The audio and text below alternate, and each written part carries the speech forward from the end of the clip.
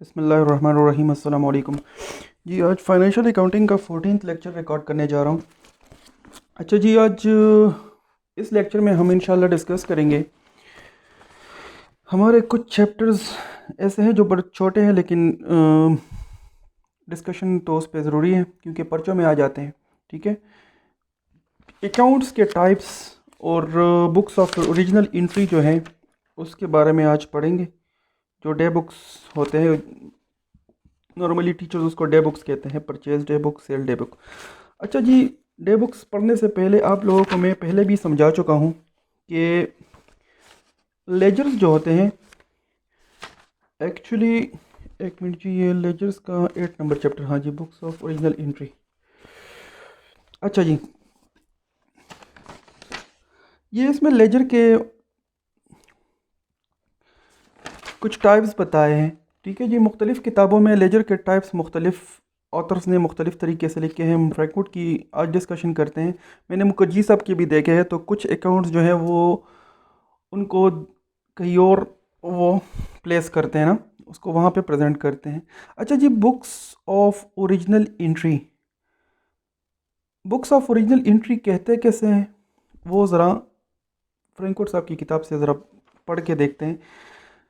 Books of original entries are the books in which we first record transactions such as the sales of the for computer या जो भी हो। अगर हम देखें तो हम अगर अकाउंटेंट हो तो वो जर्नल एंट्रीज पास करते हैं, लेकिन ये जर्नल एंट्रीज जो होती है ना, लेट से अब एक कारखाना है, उसमें एक दिन में 1000 मरतबा सेल होता है, तो भाई मैं 1000 मरतबा ये एंट्री पास नहीं करता कि कैश डेबिट सेल क्रेडिट या account receivable debit cell credit, इस तरह नहीं होता। अमूमन जो सेल करते हैं वो डिपार्टमेंट वाइज होते हैं। ठीक है जी, मिसाल के तौर पर देखें, जब भी कोई कारखाना या बिजनेस होता है उसका लेट से ये मेन ऑपरेशंस है।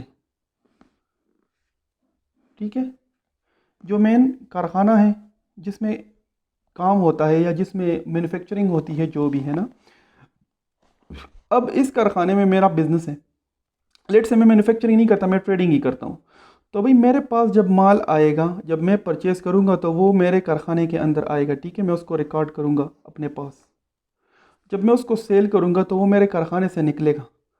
ठीक है, ये जो परचेजेस होती है ना, ये इसके लिए अलग से डिपार्टमेंट होता है। ठीक है ना, प्रोक्योरमेंट डिपार्टमेंट या परचेज डिपार्टमेंट। ये जो सेल होती है ये अलग से डिपार्टमेंट करता है। अब लेट से हमारे नौशेरा में एक छोटा सा एक कारखाना है यहाँ पे, ये शेदू में, तो स्वाद सरामिक्स के नाम से है। ठीक है, जब मैं वहाँ गया था, मैं परचेज़ करने गया था, जब मैं मैं वहाँ से टाइल्स लेने गया था, तो उनके सेल्स डिपार्टमेंट पे मैं गया हूँ। सेल्स डिपार्टमेंट वालों ने मुझसे पेमेंट ली है और मुझे एक टोकन इशू किया है, इस तरह एक डॉक्यूमेंट के इस बंदे को फलाना नंबर टाइल फलानी क्वांटिटी में दे दो। ठीक है, तो वो मैं फिर स्टॉक रूम पे लेके गया हूँ अपनी गाड़ी वाली को, जो मतलब कैरियर था मैंने उसको प्रोवाइड किया है, वो कारखाने के स्टॉक रूम में गया है, उनको वो टोकन दिया है और उनके लिए गाड़ी में वो गुड्स दिए हैं। ठीक है ना, तो इस तरह होता है। अब जो बंदा दिन में 1000 मरतबा सेल रिकॉर्ड कर रहा हो, तो भाई वो अकाउंटेंट तो नहीं होता ना, वो तो कोई बीए या सिंपल एफए वाला या मैट्रिक वाला बंदा होता है, और वो इनके लिए रिकॉर्ड किसी एक ख़ास फॉर्मेट में अकाउंटेंट्स ने उनको दिया होता है, वो उसी में रिकॉर्ड करते हैं। अब वो इसको क्या कहेंगे और ये परचेज़ वाले जो रिकॉर्ड करते हैं, ये सारी चीज़ें डिस्कस करेंगे। ठीक है, तो ये जो बुक्स ऑफ ओरिजिनल एंट्री होते हैं, जब भी इनिशियली सेल हो या परचेज हो, जिस डॉक्यूमेंट पर रिकॉर्ड होता है, जब सेल रिकॉर्ड होता है उसको कहते हैं सेल्स डे बुक, और जिसमें परचेजेस सारे रिकॉर्ड होते हैं उसको परचेज डे बुक कहते हैं। डे बुक किसी एक दिन का भी हो सकता है, डे बुक सिर्फ उसका नाम है डे बुक। एक्चुअली ये मंथली भी हो सकता है, वीकली भी हो सकता है और डेली भी हो सकता है। ठीक है, अमूमन जो यहाँ पे लोकल कारखाने हैं वो डेली बेसिस पे करते हैं और वो इसको रोज़नामचे का नाम देते हैं। परचेज़ का रोज़नामचा, सेल का रोज़नामचा, इस तरह ख़र्चों का रोज़नामचा, उसको ये लिए नाम लेके देते हैं। पर्चों में आपको कुछ रिकॉर्ड दिया गया होगा, 4 5 10 एंट्रियाँ, और उसका वो कहेंगे या भाई परचेज़ डे बुक बनाओ, साथ में सेल्स डे बुक बनाओ। लेकिन ये बनाने से पहले मैं आप लोगों को कैश बुक में भी सिखा चुका हूँ कि लेजर्स के कुछ टाइप्स होते हैं। ठीक है, किस लेजर को क्या कहते हैं। अच्छा, डे बुक्स तो ठीक है, बुक्स ऑफ ओरिजिनल एंट्रीज, जिसमें ये डे बुक्स आते हैं जिसमें सेल्स रिकॉर्ड और परचेज़ के सारे रिकॉर्ड्स को किसी ख़ास मुद्दत के लिए रिकॉर्ड किया जाता है। Types of books of original entries, भाई इसमें ये जो नाम इन्होंने दिए हैं भाई, सेल्स डे बुक है, इसमें अमूमन क्रेडिट सेल रिकॉर्ड होते हैं, ठीक है जी। लेकिन हमारे यहाँ लोकल कारखानों में सेल्स और क्रेडिट और कैश सेल दोनों एक ही जगह पे रिकॉर्ड करते हैं। लेकिन अमूमन जो किताब की हद तक हैं, इसमें सेल्स डे बुक में क्रेडिट सेल्स रिकॉर्ड होते हैं, परचेज डे बुक में क्रेडिट परचेजेस रिकॉर्ड होते हैं। और रिटर्न्स जो है उसमें रिटर्न का भी डे बुक बनता है। बनता कैसे है वो मैं सिखाऊंगा। ये सारे डे बुक्स एक ही फॉर्मेट पे बनते हैं, वो मैं इंशाल्लाह आपको सिखाऊंगा, ठीक है जी। ये उसके कुछ टाइप्स दिए हैं। कैश बुक को भी डे बुक्स में रिकॉर्ड किया दिया है, लेकिन एक्चुअली कैश बुक जो है वो भी ओरिजिनल एंट्री वाला ही किताब है, क्योंकि उसमें हम पेमेंट्स और रिसीट सारा कुछ रिकॉर्ड करते हैं इनिशियली। भाई जब पैसे आएंगे तो उसको रिकॉर्ड कहाँ पे करेंगे? कैश बुक में। लेकिन कैश बुक से पहले अकाउंटेंट्स जर्नल भी बनाते हैं, ठीक है जी। लेकिन जब आप रियल टाइम में अकाउंटिंग करेंगे तो जो लेजर होता है उसमें डायरेक्ट लोग पोस्टिंग करते हैं, ओरिजिनल एंट्री कोई नहीं करता। लेकिन सॉफ्टवेयर में ओरिजिनल एंट्री पहले करते हैं, जर्नल की वो ऑटोमेटिकली पोस्ट हो जाती हैं। जो हम कहते हैं डेबिट और क्रेडिट, एक्चुअली अकाउंटेंट आजकल ये भी नहीं कर रहे। वो जब भी कोई पेमेंट करते हैं तो उसके लिए राइट चेक का बटन यूज़ करते हैं अपने सॉफ्टवेयर में। जब भी कोई पेमेंट लेते हैं तो डिपॉजिट का बटन यूज़ करते हैं, ठीक है जी। लेकिन खैर, किताब की हद तक, पर्चों की हद तक हमें डेक बुक सीखने हैं। अच्छा जी, टाइप्स ऑफ लेजर्स। लेजर्स को इन्होंने 3 में तकसीम किया है भाई, सेल्स लेजर, परचेज लेजर और जर्नल लेजर। ये मैं ऑलरेडी आप लोगों को सिखा चुका हूँ। अगर आपको याद हो, कैश बुक जब हम बना रहे होते थे तो उसमें पेमेंट की जगह हम यहाँ पे हम लिखते थे PL, और जिससे पैसे आते थे उस लिखते थे SL। याद है? Sales ledger, purchase ledger. तो ये मैंने कहा था कि लेजर्स को 3 में तकसीम किया है, सेल्स लेजर, परचेज लेजर, और इन दोनों के अलावा जितने भी लेजर्स हैं वो सारे GL में आते हैं।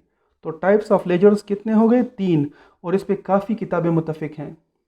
मेघनी साहब की किताब में भी ऐसे ही है, और ये मुखर्जी साहब ने भी इस तरह इसको ऐसे ही एक्सप्लेन किया है कि लेजर्स के 3 ही टाइप्स होंगे, ठीक है जी। कौन कौन से? सेल्स लेजर, परचेज लेजर और जनरल लेजर। सेल्स लेजर में कौन से बंदे हैं? अकाउंट रिसीवेबल के पार्टीज के लेजर्स, ठीक है। और इसमें कौन से लेजर होते हैं? अकाउंट पेबल के पार्टीज के लेजर्स सारा।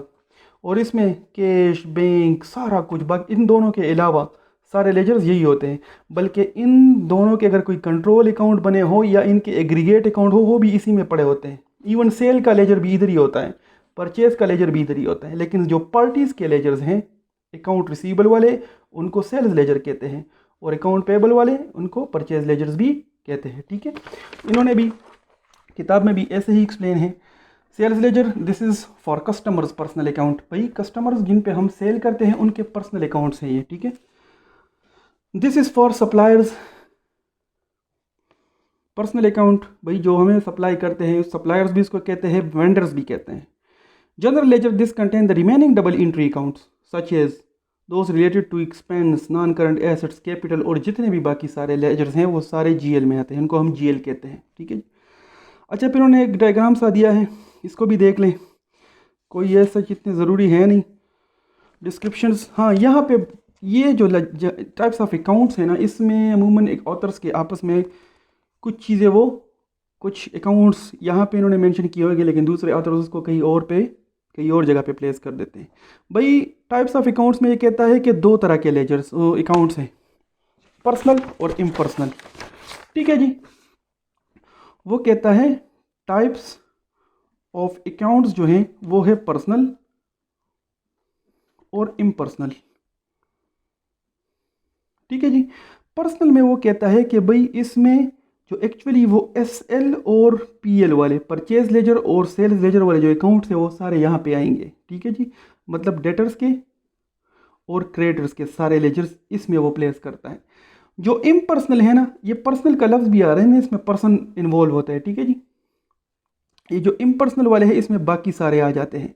लेकिन ये इम्पर्सनल को भी फर्दर इन्होंने डिवाइड किया होता है रियल में और नॉमिनल अकाउंट्स। अब रियल अकाउंट्स जितना हमने पढ़ा था अपने पर्चों में अपने टीचर से, वो कहते थे कि जो अकाउंट्स बैलेंस शीट वाले होते हैं वो रियल में आते हैं, और जो प्रॉफिट एंड लॉस वाले होते हैं वो नॉमिनल में आते हैं। लेकिन फ्रैंकफर्ट साहब कह रहे हैं कि भाई नहीं, जो रियल अकाउंट्स है वो एक्चुअली आपके possession, accounts in which possessions are recorded, examples are building, machinery, fixture and inventory वगैरह, वो इसमें वो चीज़ें ला रहा है। मैंने एक और किताब में देखा है, उसमें रियल में भी उन्होंने रियल अकाउंट्स को भी दो में तकसीम किया है, टेंजिबल्स और इनटेंजिबल। टेंजिबल वो जो हाथ से छू सके जिनको, और इनटेंजिबल वो जिनको हम छू ना सके, लेट से कॉपीराइट्स वगैरह, पेटेंट्स, इस तरह की चीज़ें। तो ये कुछ टाइप्स इन्होंने दिए हैं।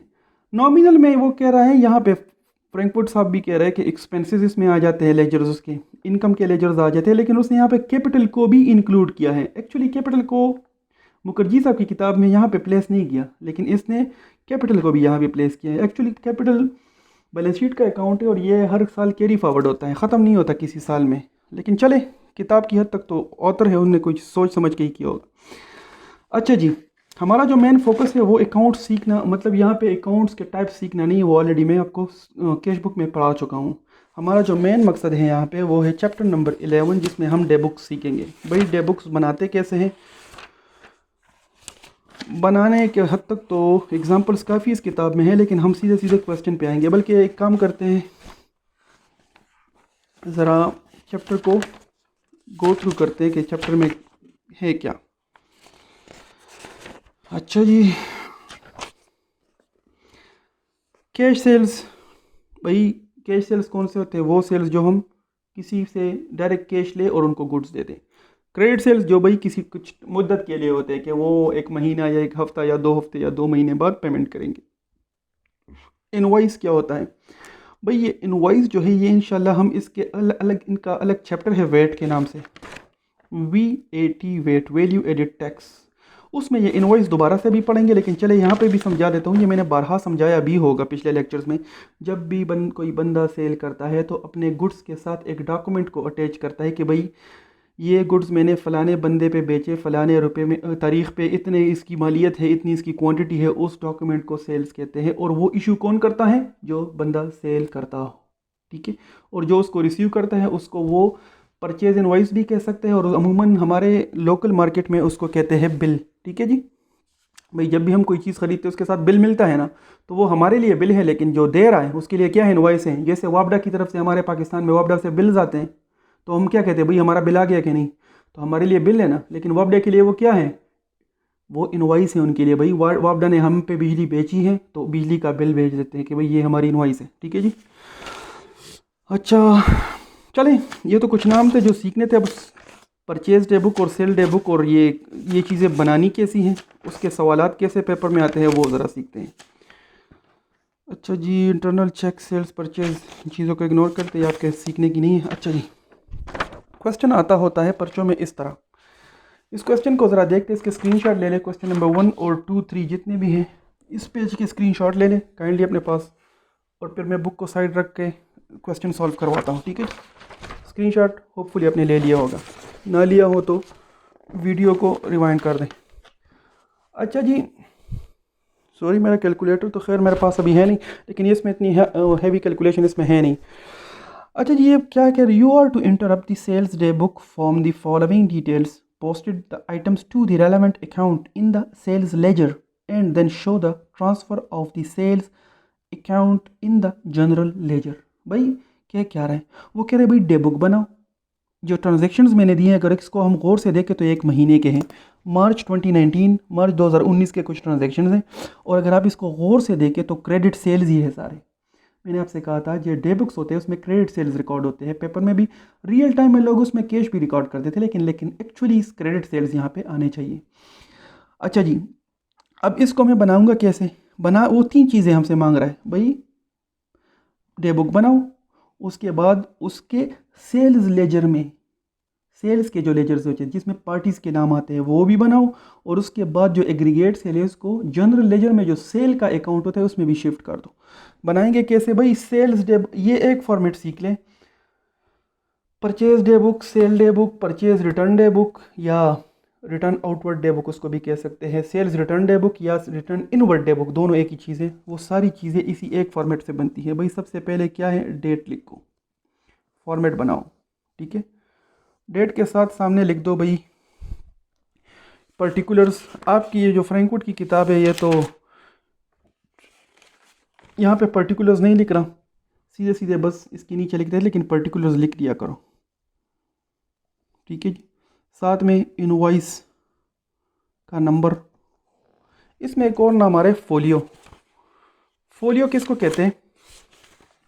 फोलियो कह सकते हैं, कुछ लोग फोलियो कहते हैं। फ्रैंकफर्ट की किताब में फोलियो का नाम यूज़ हो रहा है, लेकिन जो ये दूसरे किताब हैं, मतलब मुखर्जी साहब की किताब थी, वहाँ पे वो नाम इस्तेमाल करते थे लेजर रेफरेंस, लेकिन फोलियो और लेजर रेफरेंस वहाँ पे ये नाम इस्तेमाल होता था। यहाँ पे ये हो रहा है फ्रैंकफर्ट की किताब में, लेकिन ठीक है, दोनों सही है। इसके बाद अमाउंट, फॉर्मेट में तब्दीली आ सकते हैं, ठीक है जी, आगे पीछे हो सकता है। फ्रैंकफर्ट का जो फॉर्मेट है बनाने का वो ये है, इसकी तस्वीर ले रही है, देखें, वो डेट लिख रहा है, साथ में बस डायरेक्ट पार्टीज़ के नाम लिखता है और इनवॉइस नंबर, फोलियो और अमाउंट। ये ऐसे भी बना सकते हैं, ये भी ठीक है। ये जो मैं बना रहा हूँ ऐसे भी ठीक है, ठीक है जी। अच्छा, क्वेश्चन के मुताबिक इसका ऊपर नाम लिखा होता है, ठीक है जी। सेल्स डे बुक,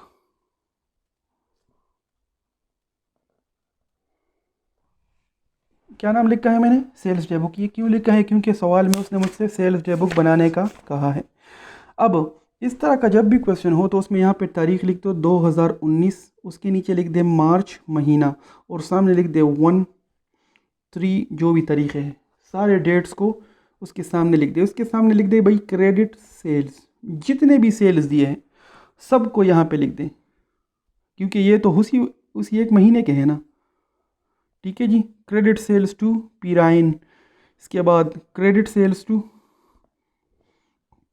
या पूरा पूरा लिख देता हूँ चले, टू टीली, ये पीराइन है पहला। 6 तारीख को भाई क्या हुआ है? Credit sales to B Cox. इसके बाद है 10th को क्या हुआ है भाई? Credit sales to P Ryan.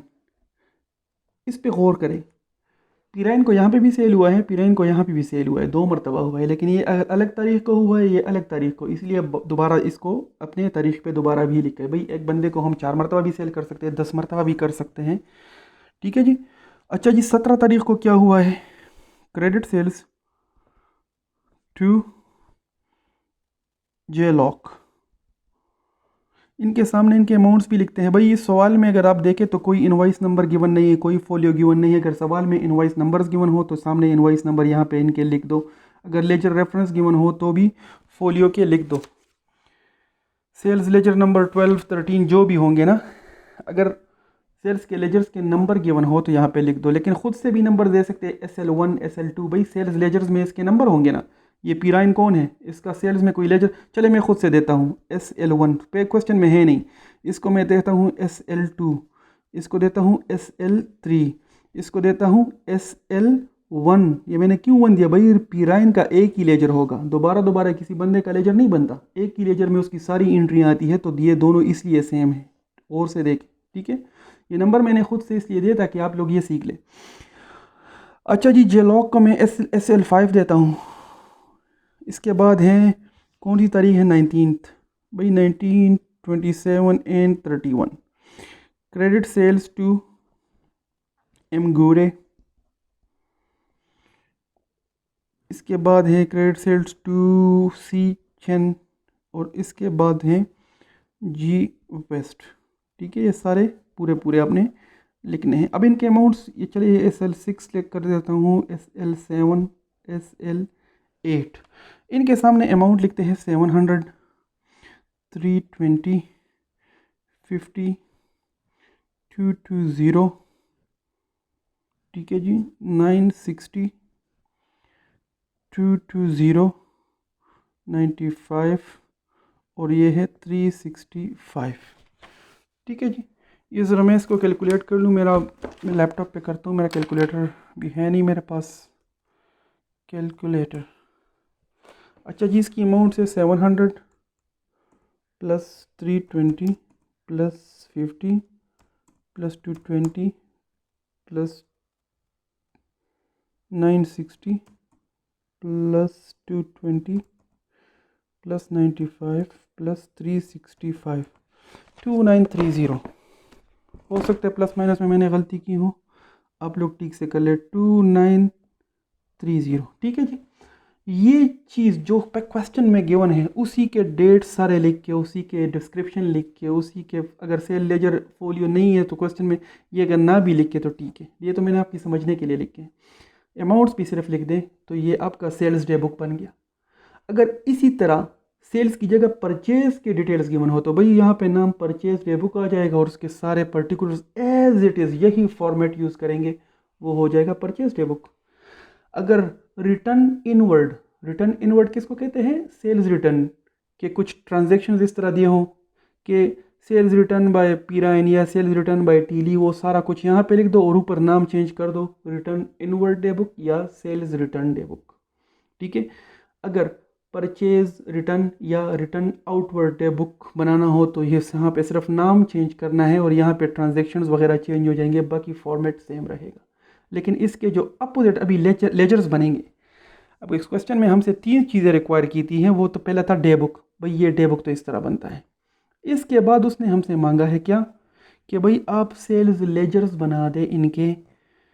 Sales ledgers हमने सीखा है भाई, सेल्स लेजर किनको कहते हैं? आपके कस्टमर के लेजर्स, कस्टमर्स जो पार्टीज़ हैं, कस्टमर्स या क्लाइंट्स के लेजर्स जिन पे आप सेल करते हैं, वो सेल्स लेजर में वो हम उनके लेजर्स बनाते हैं। तो भाई मैं हेडिंग दूंगा सेल्स लेजर्स। ठीक है, ये सेल्स लेजर्स होगा। इसमें सबसे पहले किसका बनेगा भाई? पी राइन।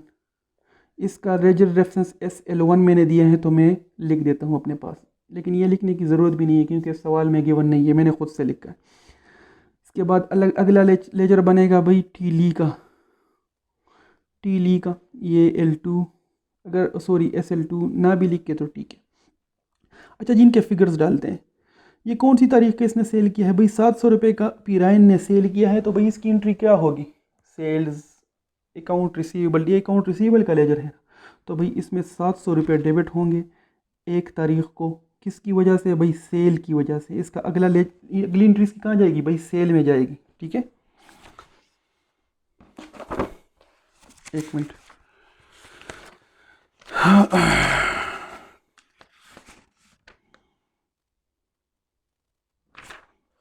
ठीक है जी, इसकी एंट्री सेल में जाएगी।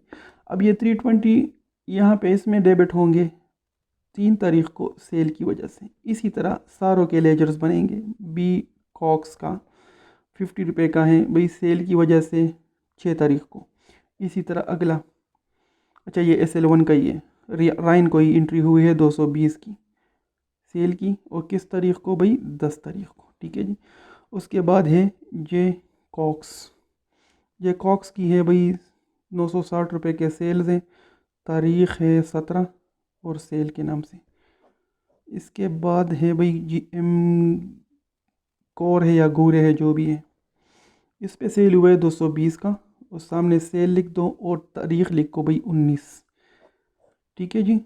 सी चेन 95 रुपये के सेल हुए, लेजर रेफरेंस सेल और तारीख़ है भाई 27। इसी तरह बाकी जो है 365 जो है वो वेस्ट के हैं। ठीक है जी। सेल की वजह से 31 तारीख को। भाई ये सारे सेल्स के लेजर हैं, मैंने तो सिर्फ टी फॉर्मेट में बनाए हैं, आपने प्रॉपर उसी तरह लेजर्स बनाने हैं जो मैंने आपको लेजर के चैप्टर में लेजर्स बनाना सिखाया था भाई। Date, particulars, amount, date debit side, फिर डेट, पर्टिकुलर्स, अमाउंट, ये क्रेडिट साइड, प्रॉपर लेजर बनाने हैं पेपर्स में। ठीक है जी।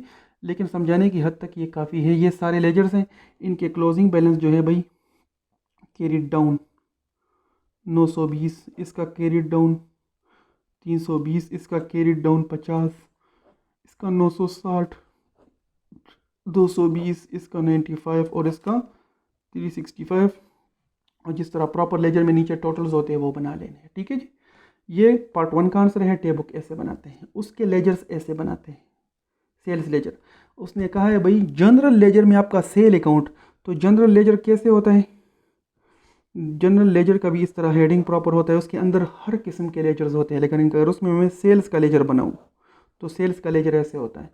तो हमने जो लेजर्स बनाए थे सेल के, उसमें तो हम एक एक एंट्री डालते थे ना। यहाँ पे सारा दिन जो आपका डे बुक्स बनाने वाला बच्चा या बंदा होता है वो सारे एंट्रीज़ करता है, लेकिन आप एक महीने या दिन की एक भी एंट्री कर सकते हैं। अब इसकी एंट्री क्या होगी भाई, अकाउंट रिसीवेबल डेबिट हुए तो इसके अगेंस्ट सेल को क्रेडिट करना है ना, तो भाई सेल को एक एक करके ना करे, बस एक कंट्री एक एंट्री कर दे 2930 और इसको कह दे 30 तारीख को, 30/3 को sales for the month of March. ठीक है, ये डिस्क्रिप्शन में लिख दें तो आपके सेल के कैरी डाउन आ जाएगा 2390। ठीक है, इसका क्रेडिट बैलेंस है, उन सारों के डेबिट बैलेंस है क्योंकि वो अकाउंट रिसीवेबल है। भाई ये तीनों जो है इस क्वेश्चन में रिक्वायरमेंट थे। अच्छा जी, अगर परचेज डे बुक बनाया होता, ये इतना इंपॉर्टेंट चैप्टर नहीं है इसलिए इस पर मैं इतना टाइम वेस्ट नहीं कर रहा, बस ये समझ लें अगर परचेज डे बुक बनाना होता तो भाई यहाँ पे सेल की जगह परचेज आता, लफ्ज़ इसकी जगह परचेज आ जाता, और यहाँ पे क्रेडिट सेल की जगह क्रेडिट परचेज जिस जिस बंदे से होने थे वो सारा रिकॉर्ड होते, बाकी सारा यहाँ पे एसएल की जगह पीएल आता। ठीक है जी, परचेज लेजर्स क्वेश्चन में अगर गिवन हो, गिवन नहीं है तो ये ना भी लिखो तो ठीक है, लेकिन यहाँ पे फिर सेल्स की जगह परचेज लेजर होते हैं, और परचेज लेजर में एंट्रियाँ डेबिट साइड पे नहीं होती, अकाउंट वो फिर अकाउंट पेबल के लेजर्स होते हैं ना, तो उसमें यहाँ पे एंट्रियाँ होगी। ये अकाउंट रिसीवेबल के लेजर है ना भाई, सेल्स लेजर्स को हम अकाउंट रिसीवेबल के लेजर्स भी कहते हैं। तो जो आपके परचेज के अकाउंट पेबल के लेजर होते तो फिर ये 700 वाली एंट्रियाँ इस साइड पे होती और इसका बैलेंस इस साइड पे आता, क्योंकि ये अकाउंट रिसीवेबल के लेजर है इसलिए इसका बैलेंस डेबिट है, लेकिन अगर ये अकाउंट पेबल के होते तो इसका बैलेंस उल्टा होता ना। भाई ये समझने में आपको इसलिए आसानी होगी क्योंकि आपने लेजर्स और इवन ट्रायल तक सारा कुछ पढ़ा है, तो ये बिल्कुल एक उल्टे हो जाते। ठीक है जी, अगर चलिए परचेज रिटर्न पे क्वेश्चन भी सॉल्व करते हैं। सेल्स रिटर्न के लिए सेल्स के लिए ये काफ़ी है, सेल्स डे बुक के लिए परचेज डे बुक वाला क्वेश्चन इसमें ढूंढते हैं। अच्छा 11.2a जो है वो भी परचेज लेजर्स के अकाउंट है, सेल्स लेजर के हैं। इसमें एक क्वेश्चन ढूंढते हैं जिसमें परचेज डे बुक बनाया हो। ये क्वेश्चन नंबर देखते हैं जिसमें परचेज डे बुक और सेल डे बुक दोनों बनाने हो, तो चलिए कॉन्सेप्ट क्लियर हो जाएंगे। या purchase day book for the month of, अच्छा जी, draw purchase invoice for each of the about transaction. भाई इनवॉइसेस तो नहीं बना सकते, इतना टाइम नहीं है। परचेज डे बुक, हाँ ये क्वेश्चन नंबर 15.3 के ज़रा आप स्क्रीनशॉट ले लें, इसमें इन्होंने बहुत सी चीज़ें मांगी हैं। ये पहला तो वो कह रहे भाई परचेज इनवॉइसेस बनाओ, इनवॉइस हम यहाँ नहीं बनाएंगे, इनवॉइस बनाना हम वेट में सीखेंगे, वैल्यू एडेड टैक्स वाले चैप्टर में। ठीक है जी, कुछ भी उसमें नहीं है, बस थोड़ा सा फॉर्मेट सीखना है उसका। अच्छा जी, ये ज़रा रिकॉर्ड कर लें, क्वेश्चन थोड़ा सा लंबा हो जाएगा क्योंकि इसमें मल्टीप्लिकेशंस भी हैं और चले कर लेते हैं। क्वेश्चन नंबर 11.5 को देख ले प्लीज़, इसके स्क्रीनशॉट ले लें, ये मैं सॉल्व करने की कोशिश करता हूँ, लेकिन इसमें यार डिस्काउंट से फिर आप वो बात कहीं और निकल जाएगी। यहाँ पे हम सिर्फ बेसिक डे बुक्स सीखने की कोशिश कर रहे हैं। एक मिनट, ये क्वेश्चन नंबर 11 पॉइंट, इसमें भी सेल्स हैं, ड्रॉप फॉलोइंग डिटेल्स, एग्जाम्पल कर लेते हैं। एग्जाम्पल भी नहीं है सच, चलिए यही करते हैं, 11.5 ही करते हैं। अच्छा जी 11.5 को नोट करें, ठीक है, फॉर्मेट सीखें यहाँ पे, बाकी कैलकुलेशंस के साथ देखेंगे। 11.5 के स्क्रीनशॉट ले लें, ये सॉल्व करने की कोशिश करते हैं प्लीज़। अच्छा जी, एक नेट पेज उठाओ, हम बना रहे 11.5 नंबर क्वेश्चन है जो कि हमने इसके स्क्रीनशॉट लिए। A.Jack has the following purchase for the month of this. भाई इसमें 3 रिक्वायरमेंट्स हैं, पहले रिक्वायरमेंट को इग्नोर करते हैं, भाई परचेज इनवॉइसेस हमने यहाँ पे नहीं बनानी। बी को देखते हैं, बी में मेरा क्या है भाई, परचेज डे बुक, ये बनाना है। चले फ्रैंकफुट साहब का फॉर्मेट यूज़ करते हैं। भाई तारीख़ कब से शुरू हो रही है, मई 1, ठीक है जी, साल कोई नहीं लिखा तो चले हम भी इग्नोर करते हैं। डिस्क्रिप्शन यहाँ पे लिख देंगे, यहाँ पे भाई हो जाएगा इनवॉइस, वही इनवॉइस, ठीक है, जो हाँ वहाँ पे हेडिंग में हमने इनवॉइस दिया था वही का कोई फ़र्क नहीं है, लेकिन वहाँ पे परचेज सेल के इनवॉइस होते हैं, यहाँ पे परचेज़ के इनवॉइस होंगे। इसके बाद है भाई फोलियो, फोलियो भी इस क्वेश्चन में मुझे लग नहीं रहा। इसके बाद है अमाउंट्स, ठीक है जी। अच्छा ये डेट मैंने थोड़ा सा ऊपर लिख दिया, इसको नीचे लिखते हैं मई 1। इसके साथ लिखा है भाई from A bill 4 DVD players eight 30 each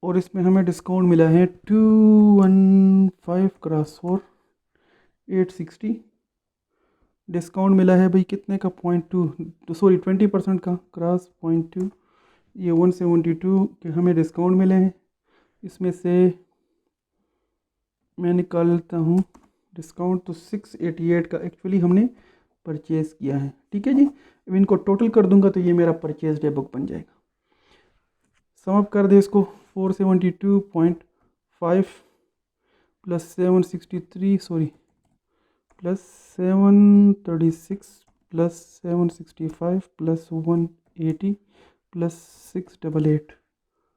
अच्छा जी, ये टोटल मेरे पास आ गया 2841.5। ठीक है जी, ये मेरा डे बुक कंप्लीट हो गया। इसके बाद परचेज लेजर्स, परचेज लेजर्स जो बनाने होते हैं भाई, वो इसी तरह टी अकाउंट्स बनाने हैं। ए बिल का लेजर बनाएंगे भाई। ए बिल से मैंने परचेज़ किया है 472.5 का। इसके सामने लिखूंगा भाई परचेज़ और पहली तारीख को, ठीक है, मई की। इसका कैरी डाउन आ जाएगा 472.5। इसके बाद अगर अगला लेजर बनाना हो तो सी ग्रे का, वो भी इसी तरह भाई परचेज़ किए मैंने उससे 736 की परचेज़ और 3 तारीख को इसका कैरी डाउन भी आ जाएगा 736। तो भाई सारे लेजर्स इसी तरह बनाने हैं। इसके बाद अगर जनरल लेजर बनाना हो तो जनरल लेजर में भाई परचेज़ का लेजर होगा।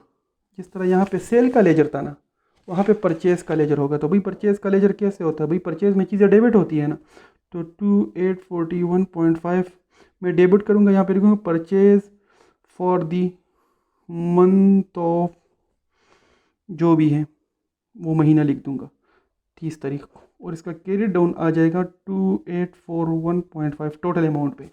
तो अगर आप इसको गौर से देखें, ये दोनों एग्जैक्ट सेम बने हैं, लेकिन जो इसके ये लेजर्स हैं ना, ये वाले, ये बिल्कुल इसके उल्टे हैं।